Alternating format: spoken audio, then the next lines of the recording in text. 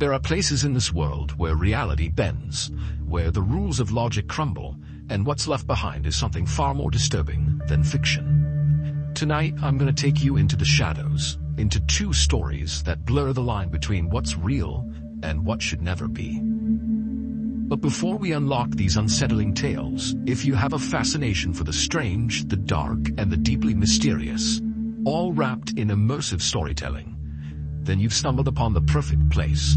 This is what we do, every week. And if that excites you, the next time the like button dares to look away, slip into its digital soul and whisper the ancient password until it forgets its own identity. And while you're at it, subscribe and turn on all notifications, or risk missing the next time reality slips through the cracks. Now, let's begin.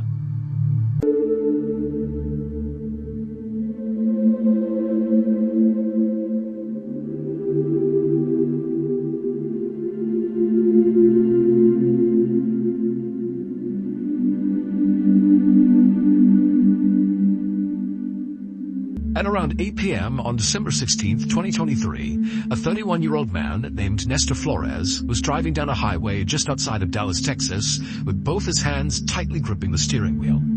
Nestor was very stressed out on this ride. All he wanted to do was get home because he was worried that on this ride, he might get pulled over by police. I mean, this was a route he had driven a bunch, and he knew there were loads of state troopers that patrolled the area. And from his perspective, it seemed like they kind of pulled people over all the time. And Nestor had spent the night out with a couple of friends, and he had had a couple of drinks. You know, he didn't feel he had had too much to where he couldn't drive, but he knew if he did get pulled over, he could be in trouble. And then on top of that, in the back of Nestor's mind was the fact that he had had a couple of minor run-ins with the law over the past couple of years, and so he kind of had this fear of police already.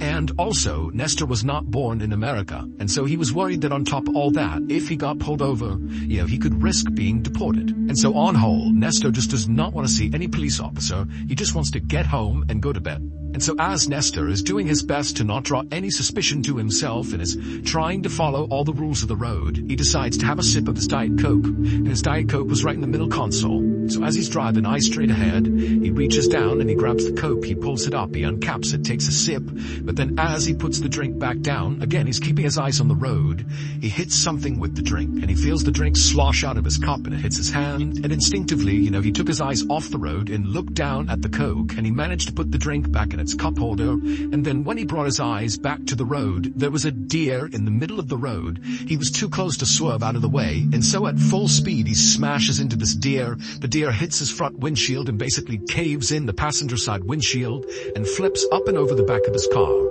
And Nestor amazingly was composed enough to not swerve wildly post-impact, because he knew if he did that he could run into oncoming traffic or something, and so he just kept on going straight and gradually slowed down and pulled off the side of the road. And as he did, he looked over his shoulder, seeing if this deer was basically lying in the road, or even worse, maybe it hit some other car. But when he looked over his shoulder, the road was clear. There was no deer. Now, even though Nestor was obviously very shaken up at this point, he just had this horrible car accident with this deer, and he's already on edge about getting pulled over by police. But for the moment, it was just peaceful on the highway. No cops were coming up to him, and he's pulled over to the side. Physically he was okay. It seemed like the deer was okay. It clearly ran off the road or something, and there was damage to his car. The deer really smashed in the front of his car, and the windshield, especially on the passenger side, was basically caved in. But Nestor was able to see through his side of the windshield, and when he put the car back in drive and hit the gas, the car seemed to drive just fine. And so even though Nestor felt kind of bad that he had smashed this deer, he thought, what am I going to do? Go find the deer and make sure it's okay? Like, he can't really do anything. It's nighttime. And so he made the decision that, nobody saw this and it seems like everything's okay. So I'm just going to drive home and I'll take care of my car tomorrow. But after driving 38 more miles from the impact site, Nestor's car began making this horrible rattling sound from the engine, and also smoke began to billow up out of the front of his car. And so Nestor knew, this is so conspicuous, he's gonna get pulled over if he doesn't stop. And so feeling really annoyed, because he was actually pretty close to home at this point, Nestor pulled off the highway and came to a stop in a parking lot of a fast food restaurant. And so at first, all Nestor did was just turn off his car and wait for a couple of minutes in hopes that, that would be enough to cure his car. But after a couple of minutes, the smoke continued to billow out of his car, and then when he tried to turn it back on again, the car simply wouldn't start. And so at this point, Nestor knew he had to call a tow truck. But when he reached for his phone was dead, and he didn't have a phone charger in his car. And so he's like, great, I can't even call a tow truck. But then he looked up and saw the fast food restaurant was open, and he decided he would just go in there, and he would ask one of them if they had a charger.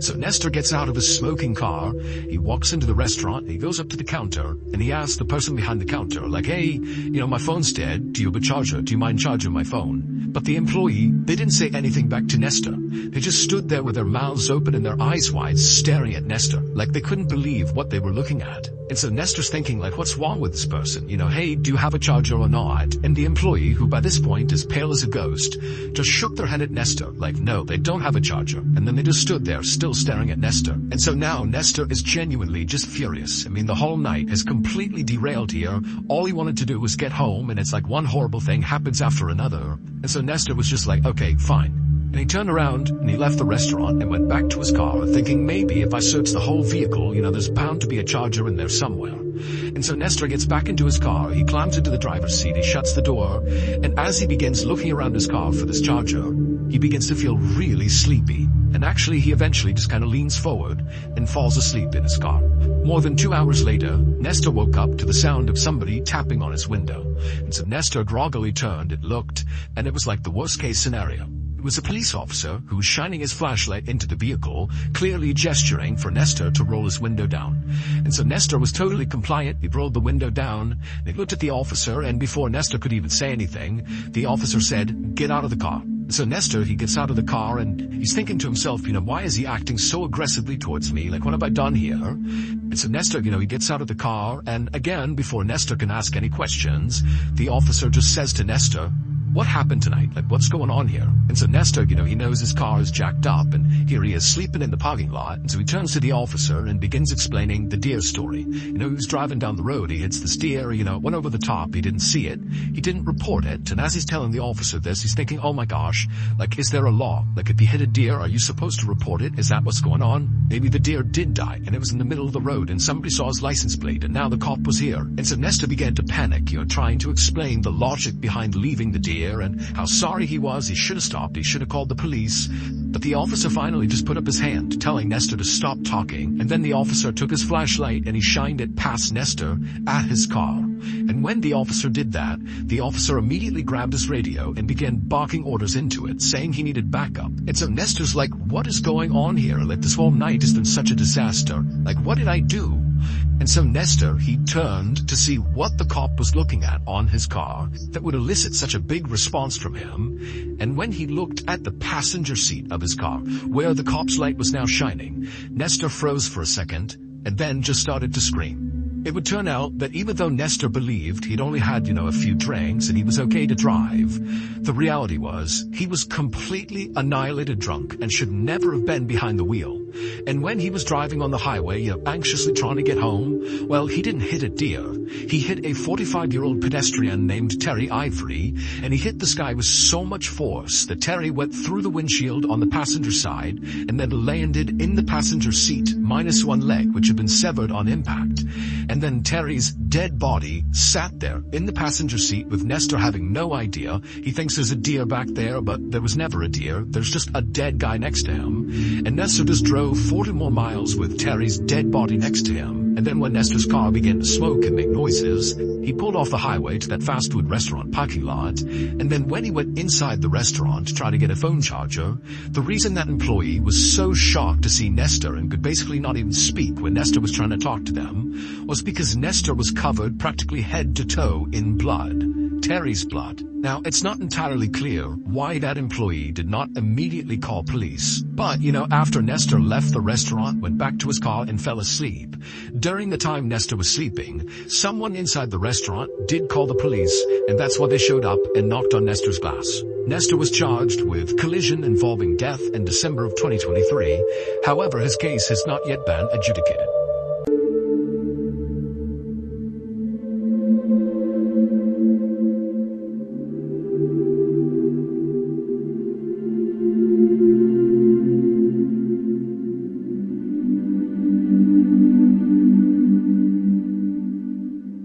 On the afternoon of December 15th, 1997, a brand new mother named Luz Cuevas sat on her couch in her little apartment in Philadelphia, Pennsylvania, cradling her beautiful 10-day-old baby girl, who she had named Delamar Vera. And in the room with Luz and her daughter were some members of Luz's extended family who had come over to meet the baby. And so for about an hour, the family all took turns, holding the baby and complimenting how cute her little dimples looked. And then eventually the baby started to get fussy, at which point Luz said she was going to take her upstairs and put her to bed. And so Luz brought Delamar upstairs to her nursery, and she put the baby down in her crib, and she stayed with her for a bit until Delamar finally had kind of dozed off to sleep. And so after being sure that her daughter wasn't going to stir, Luz got up and she began making her way towards the door. And right before she left, she made sure to plug in the space heater for her daughter's room to make sure it would stay warm enough while her daughter slept. And then after that, she left the room, shut the nursery door, and went back downstairs to rejoin her family. Luz's family didn't stick around much longer after Luz came downstairs, and after they were all gone, Luz realized she was totally exhausted and her daughter was still fast asleep upstairs, and so Luz decided she would also lie down and try to take a nap herself. But as soon as she closed her eyes, she heard this loud thud sound coming from the second floor, and it sounded like something really heavy had smashed into the ground. And she's thinking, her daughter's up there. Could that be her daughter somehow falling out of the crib or something? And so Luz jumped up, sprinted upstairs, and as she looked down the hall, she could clearly see there was black smoke billowing out of her daughter's nursery. And so Luz charges down the hall. She opens up the door, and she looks into her daughter's room, and it's completely engulfed in flames. Everything is on fire, but it's her baby girl in there. And so without any hesitation, Luz charges into the inferno. But when she gets up to the crib, the crib is so completely on fire that when she looks in, she can't even see her daughter. And so in a craze, she begins looking around the room, thinking maybe my daughter did fall out of the crib, and she's somewhere else in the room, but everything is on fire. She can't see anything. And so as Luz is literally catching on fire and breathing in all the smoke, she's screaming for her daughter. And then a couple of minutes later, firefighters burst into the door and they literally drag Luz out of the nursery. She hasn't found her daughter. She's screaming, where's my baby? But the firefighters, they bring her outside, and just a couple of minutes later, they were able to extinguish this blaze. And after they came out of the house again, they found Luz who had all these terrible burns in her body, and she's totally messed up from this fire. And they tell her that unfortunately, her daughter was dead. After Delamar's death, Luz's life completely fell apart. The grief was so immense. It was like she could no longer function in society. She actually retracted from the world, stopped interacting with people, didn't see her family. She wound up getting a divorce from her husband just over the grief and the sadness of losing this child. It was like her life basically ended when her daughter's life ended. But on top of that, Luz also felt this incredible sense of guilt because after the fire, the investigators told her that the cause of the fire, although not conclusive, was very likely from that space heater she had plugged in right before she had left the room. And so of course, Luz is feeling this incredible burden for having potentially killed her daughter. But also she just began to obsess over the details because again, it wasn't conclusive that it was the space heater. That was their best guess as to what caused the fire. And so Luz began to wonder, was it something else? Was it preventable? What was it? Basically, Luz became completely obsessed with what happened to her daughter. It was like the only thing she ever thought of for years. Fast forward to January 24th, 2004, so 6 years after the fire. And on this day, Luz was invited to a family party. It was a get-together, and, Luz basically never went to any family function or really left her house much at all. But for some reason on this day, she decided to go out. And so she goes to this party, and when she gets there, remember, Luz has basically been a recluse for the past 6 years.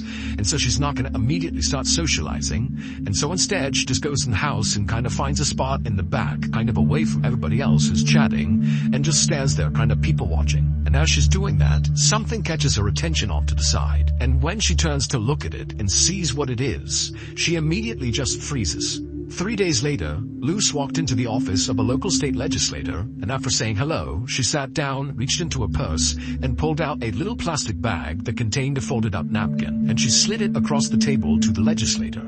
So he picked up the bag and stared at it inquisitively as Luz dove into this wild explanation about what was in this bag and why she was here. And at the end of this totally off-the-wall, insane-sounding story, the legislator was left just kind of staring at Luce and looking back at the bag in total shock. And then finally, after a couple of moments of silence, the legislator just said, "Okay, yeah, I'll see what I can do." It would turn out the fire was not caused by the space heater that Luce had plugged in right before she left her daughter's room. Instead, police believe after Luce came downstairs and tried to take a nap, somebody broke into her apartment, went into the nursery, and set the fire on purpose, but not before abducting the baby. And that person was one of Luce's own family members who had been at her apartment that day celebrating the birth of Delamar Vera. It was Luce's husband's cousin, Carolyn Correa. And in fact, on this same day, before the fire and before the abduction, Carolyn made a point to announce to the whole family that she was pregnant, even though she wasn't. It was just going to be her cover story for why she suddenly had this brand new baby. 6 years later, when Luce was at that family party, well, the thing that caught her attention on the other side of the room was her daughter. She literally saw her daughter, and even though she hadn't seen her in 6 years, she instantly knew it was her because of her distinctive dimples. Now Luce knew she couldn't just suddenly yell out like, "That's my daughter." So instead, she came up with this plan. She walked up to the girl and very discreetly said, "Hey honey, I think you got some gum in your hair." And so as she pretended to pull gum out of the child's hair, she carefully plucked a few strands and put them inside of a napkin and put it inside of her pocket. And then 3 days later, she brought that hair inside of that plastic baggie and she gave it to the legislator and basically said, "Here's what I think happened. I think she stole my kid. Can you test it for DNA to prove that girl is my daughter?" And the legislator was like, "Okay, I'll give it a shot." And lo and behold, that hair would prove that girl at the party was her daughter. She did not die in that fire. Carolyn Correa was sentenced to 9 to 30 years in prison for abduction.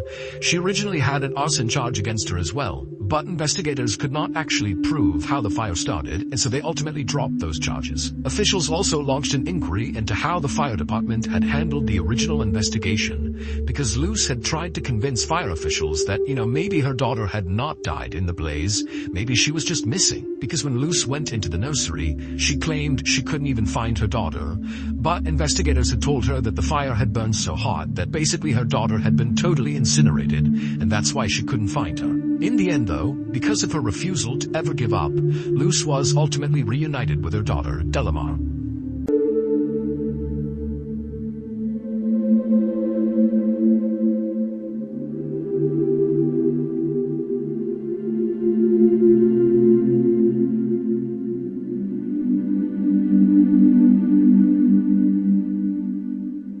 And those were two stories that force us to question the boundaries between reality and nightmare. Perhaps the truth isn't just stranger than fiction. It's far more terrifying. If you still find yourself lingering in the echoes of these mysteries, don't forget to hit the like button to feed the darkness, subscribe to the channel, and turn on all notifications, because many more bizarre tales are waiting to be told. Thank you for watching, and until we meet again, remember there are things that dwell in the shadows, and sometimes they're still watching you.